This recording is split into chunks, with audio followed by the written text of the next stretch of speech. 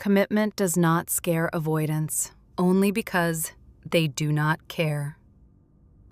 That is the easy story, and often the wrong one. For many avoidants, commitment feels terrifying because it turns love from something they can visit into something they may have to live inside. It turns closeness into responsibility. It turns warmth into expectation. It turns a good feeling into a place where somebody can depend on them, question them, need them, or be hurt by them.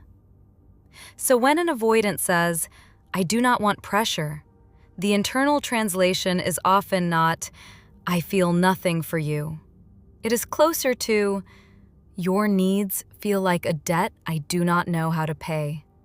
If I commit, I am afraid I will lose the only person I have always trusted to protect me, myself." That is why this pattern is so confusing. They can want you, miss you, feel safe with you, come close to you, even look peaceful in your presence, and still react to commitment like someone just locked the door behind them. To the anxious person, commitment sounds like safety. It sounds like finally knowing where you stand. It sounds like the relationship can stop floating and start becoming real. But to an avoidant nervous system, commitment can sound like no exit, no privacy, no room to change their mind without becoming the bad person. That is the hidden truth behind why they can enjoy the love but fear the container.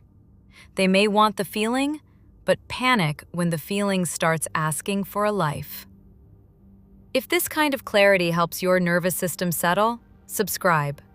PsychBond is a daily decoder for psychology, relationships, and avoidant and anxious attachment patterns, so you stop guessing. Now, let us decode what is actually happening, because the visible behavior is usually not the whole story. Visible behavior. They avoid labels. Internal translation. If we name this, I lose my escape route. A label may feel normal to you. It may feel respectful. It may feel like basic emotional clarity. But for an avoidant person, a label can feel like a door closing. Before the label, they can tell themselves it is still flexible. It is still casual enough. Nothing is fully decided. Nobody can fully expect anything. Ambiguity is their oxygen. It lets them enjoy closeness without having to answer for what that closeness means. But once there is a name, the relationship stops being a feeling they can keep vague. It becomes something you can point to, something with implied behavior, something that can be lost, failed, questioned, or judged. That is why some avoidants get strange right when the relationship needs definition. It is not always because they were using you. Sometimes they were using ambiguity as a pressure release valve. The unclear space made them feel safer. It gave them a place to hide from the consequences of their own attachment. They may want the benefits of being loved, but resist the moment where love becomes accountable. And when you ask, "What are we?" they may not hear a simple question. They may hear, "Give up the floating space where you do not have to fully answer for what you are doing." The anxious person is often thinking, "I just need clarity so I can relax." The avoidant body may be thinking, "If I give clarity, I will be trapped inside someone else's expectations." That is the prison feeling. Not a real prison, not something you are actually building around them, but an internal prison made of obligation, guilt, fear, and the belief that love eventually takes more than it gives. But the prison feeling is not only about the label. The deeper fear is what commitment does to their privacy, their choices, and the protected inner room they are terrified of losing. Visible behavior. They say they need space after a serious conversation. Internal translation. If I stay here, I might be forced to become a version of myself I do not know how to be. You talk about commitment, the future, labels, consistency, or where things are going, and suddenly, they need space. It can feel like the conversation itself chased them away. But often, the conversation did not create the fear. It revealed it. The avoidant may have been enjoying the relationship as long as it stayed in the emotional present, but a commitment conversation pulls the future into the room. A serious talk does not feel like one conversation to them. It feels like the whole future entering the room at once. Now the avoidant is dealing with what you may need tomorrow, next week, next month. Their mind may jump ahead into obligation. More calls, more plans, more explanations, more emotional check-ins, more pressure to be consistent, more chances to fail. So, space becomes the quickest way to stop the future from rushing toward them. It gives them back the illusion of control. It lets them return to a place where nobody is asking them to decide. And because their body feels calmer with distance, they may mistake that calm for truth. They may think, I feel better away from this, so maybe commitment is wrong for me. But sometimes they do not feel better because the relationship was wrong. Sometimes they feel better because the responsibility went quiet. Relief is not always clarity. Sometimes relief is avoidance working. An avoidant can pull away and genuinely feel calmer, but that calm does not automatically mean they did not care. It can mean they escaped the pressure point.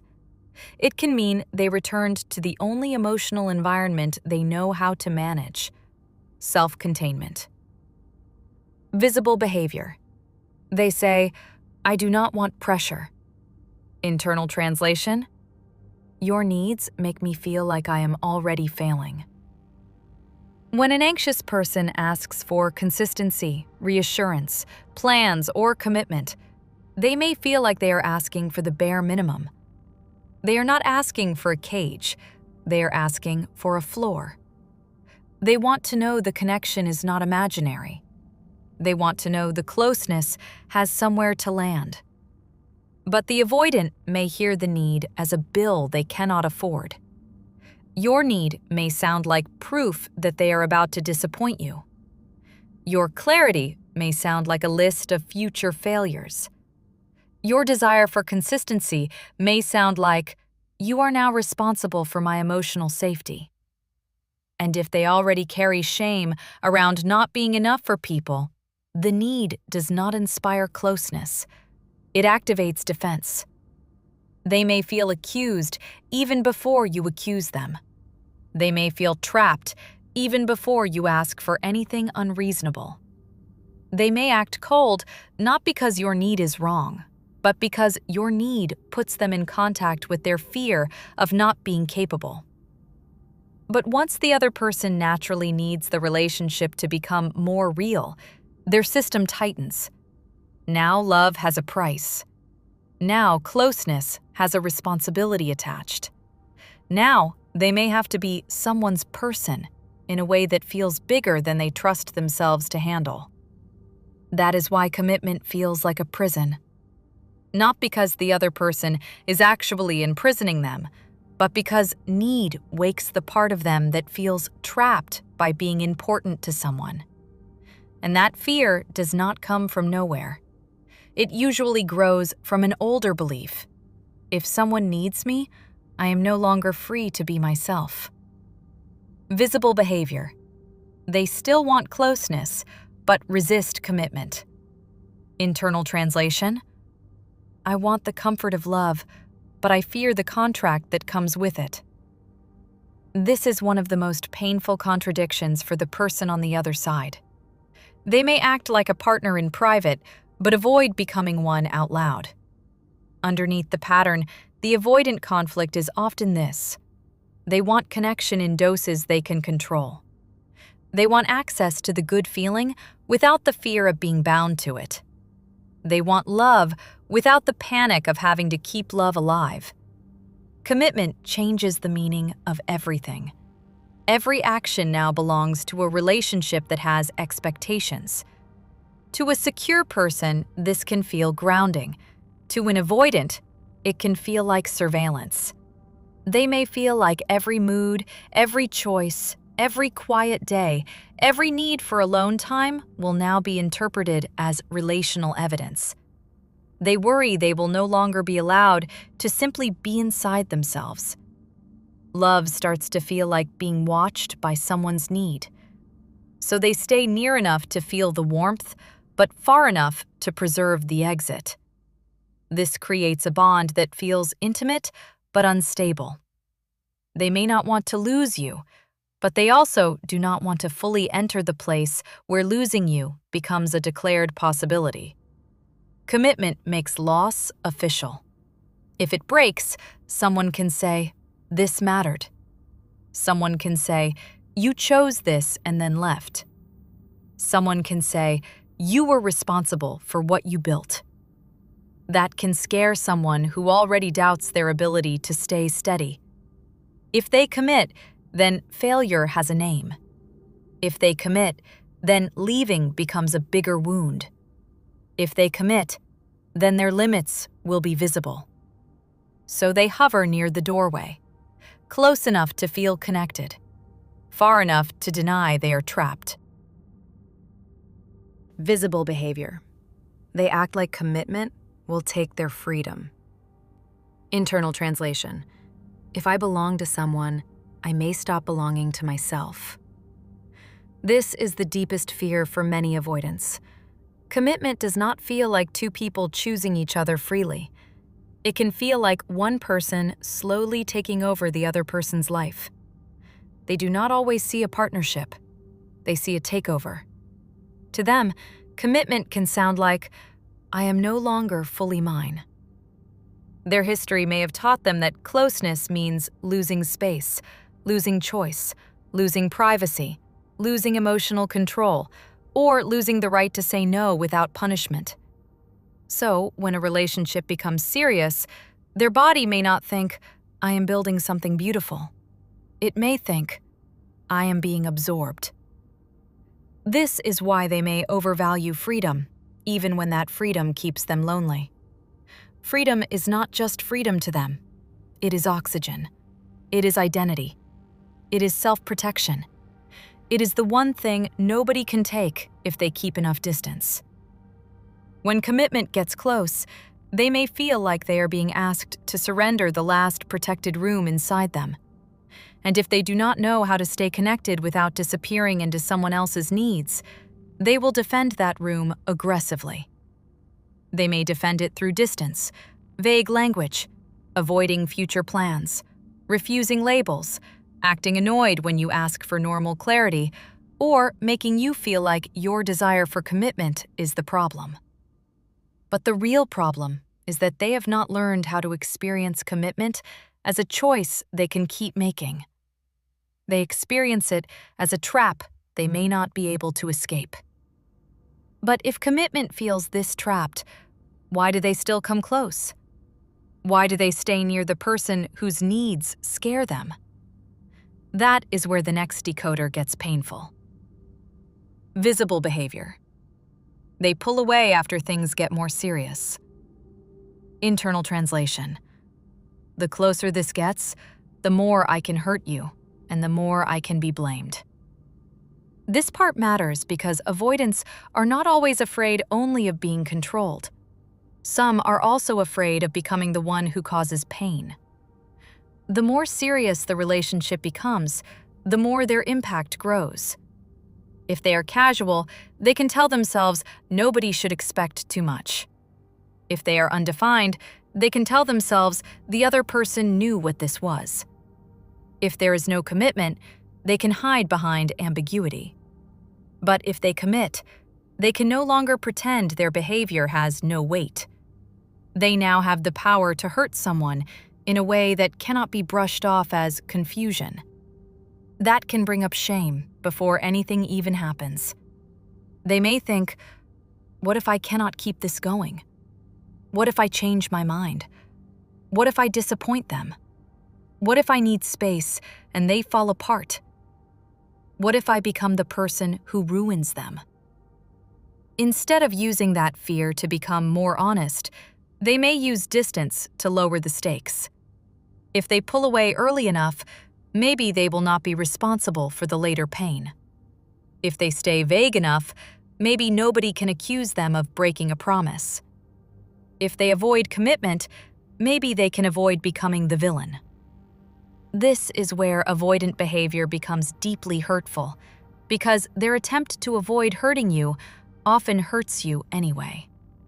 They do not commit because they fear causing damage, but the lack of commitment becomes the damage. They avoid clear promises because they fear failing them, but the uncertainty becomes its own wound. They step back to prevent a bigger heartbreak, but the step back can feel like abandonment in slow motion. Visible behavior. They say commitment is too much right now. Internal translation. I do not know how to carry love when it asks for consistency. Avoidant patterns often make "not right now" stretch endlessly, because the issue is not only timing. The issue is what commitment represents. If commitment feels like pressure, no amount of waiting automatically makes it feel safe. Wanting access to you is not the same as being able to build with you. They want access to your love, but not the responsibility of building something with it. Missing you is not the same as readiness. Jealousy is not the same as commitment. A strong emotional reaction is not the same as emotional ability.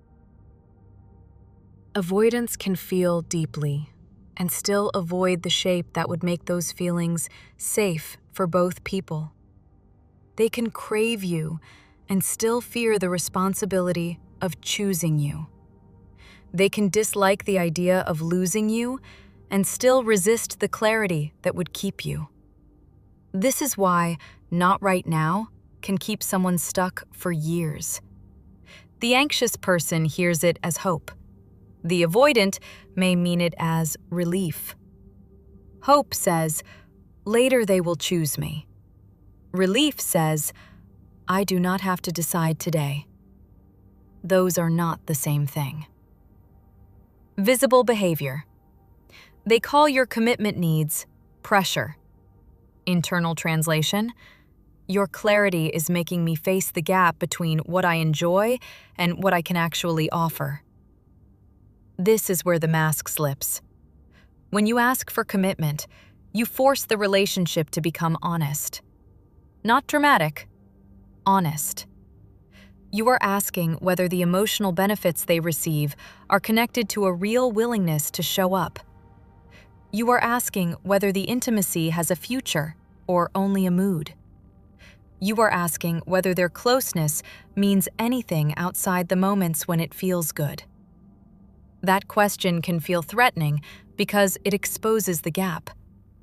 They may want reassurance from your presence, but avoid giving you the security that would make your presence less anxious. Commitment makes that imbalance visible. That is why they may accuse the conversation of being pressure. Sometimes, pressure means you are asking too much too soon. But sometimes, pressure simply means they are being asked to be honest about what they have been taking without fully offering. They want the comfort of your love, but not the responsibility of protecting it. That is a hard truth, but it is necessary. When an avoidant treats commitment like a prison, the other person often starts believing their needs are the bars. They think, maybe I should ask for less. Maybe I should be more patient. Maybe I should not need a label. Maybe I should stop wanting consistency. But the need for commitment is not automatically control. Wanting to know whether someone is actually choosing you is not a crime. Wanting emotional clarity after emotional intimacy is not too much. The problem is not that you need a floor. The problem is that their system may experience any floor as a locked room. Visible behavior. They come closer when you stop asking. Internal translation. Now it feels safe again because nothing is being required of me. Suddenly they seem softer, warmer, more interested. Maybe they act like the connection is alive again, and your nervous system thinks, maybe I was the problem. Maybe when I stop asking, everything gets better. But what got better? Did the relationship become more secure, or did the pressure simply disappear? That difference matters. Avoidants often re-engage when the emotional demand drops because the connection feels controllable again. They can enjoy closeness without being asked what it means. They can access warmth without facing commitment. They can feel free enough to come near because nobody is asking them to stay. This can look like progress, but sometimes it is only the pattern resetting. The anxious person thinks, they came back because they care. That may be partly true, but they may also have come back because the relationship no longer required a decision. Care without decision can keep you trapped. Warmth without commitment can become a loop. They come close when you stop asking, then pull away when you need clarity again. That teaches you to silence yourself to keep the good version of them. And once you learn that your needs make them disappear, you start editing your own heart. You become less direct, less honest, less willing to say what hurts. Ask yourself the part you may not want to answer. Are you being patient, or are you becoming easier to keep because you stopped asking for what hurts? That is not peace. That is emotional self-erasure disguised as patience. Visible behavior. They say they do not want to lose themselves. Internal translation. I do not know how to love without disappearing or feeling controlled. This is often the root. Many avoidants do not have a strong model for healthy interdependence. They know independence or engulfment. They know distance or loss of self. They know freedom or obligation. To an avoidant system, love can feel like a brutal trade. Either I am free and alone, or I am loved and no longer fully myself. They may not know that we can exist without destroying me. So, when the relationship asks for commitment, they do not imagine a stable bond with room for both people. They imagine a slow collapse of autonomy. They imagine someone else's feelings becoming a permanent emergency they must manage. They imagine being unable to leave without guilt. Their body is not reacting only to your actual request. It is reacting to what commitment has come to represent inside them. And if commitment represents loss of self, they will fight it even while wanting love. That contradiction is exhausting for everyone involved. They may resent you for wanting what relationships naturally require. You may resent them for receiving your love while treating your need for security like a threat. Both people end up lonely in different ways. The avoidant feels pressured by being needed. The anxious person feels unwanted by not being chosen. And the relationship becomes a place where love exists, but safety does not. Visible behavior. They keep an exit strategy. Internal translation. I can only relax if I know I can still leave. This may be the clearest prison decoder of all. The avoidant often does not feel safe because the relationship is secure. They feel safe because they still have an exit. But commitment changes the exit. It does not remove it in reality because adults can always make choices. But emotionally, it can feel like leaving would now make them cruel, guilty, responsible, exposed. So they avoid entering fully. They stand near the doorway and call that freedom. The problem is that the person loving them cannot build a home with someone who is always checking the exit. You can feel it. Even when they say they care, there is a refusal to fully land. That refusal slowly destabilizes the anxious person because your body knows when someone is near you but not really with you. You start asking for commitment not because you want to trap them, but because the floating hurts. You want to know if the connection can become a place to stand. They hear that and feel the door closing. That is the painful mismatch. You ask for a home. They hear a lock. But knowing why they do this does not answer the final question. Can this actually change? Or will commitment always feel like prison to them? That is where the truth becomes very simple and very uncomfortable. So, what is the hidden truth behind this whole pattern? Avoidants often treat commitment like a prison because commitment makes love harder to keep emotionally controlled. It gives the relationship a name. It gives behavior meaning. It makes disappearing more harmful. It makes the avoidant visible in a way they may not feel ready to be. It also asks them to trust something they may have never trusted. That closeness does not have to erase them. That being needed does not have to mean being consumed. That choosing someone does not have to mean losing themselves. But if they have not learned that from the inside, no amount of your love can force their nervous system to believe it. This is the small, practical truth at the end. Do not argue with someone's fear of commitment by trying to prove you are not a prison.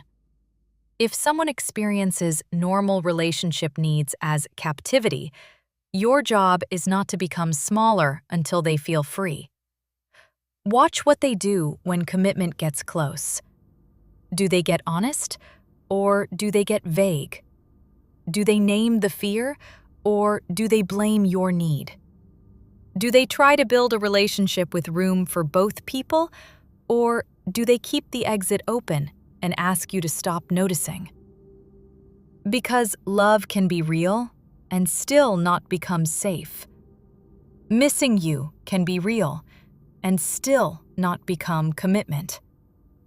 Wanting you can be real and still not become the ability to choose you clearly. The question is not only whether they feel something. The question is whether they can stay present when the feeling starts requiring a life. Commitment should not feel like a prison to someone who knows how to love without losing themselves. It should feel like a choice they keep making with room to breathe, room to be honest, and room to remain their own person. If someone cannot experience it that way, they may keep treating your need for security like a threat to their freedom. And if that keeps happening, the most painful truth is also the most clarifying one.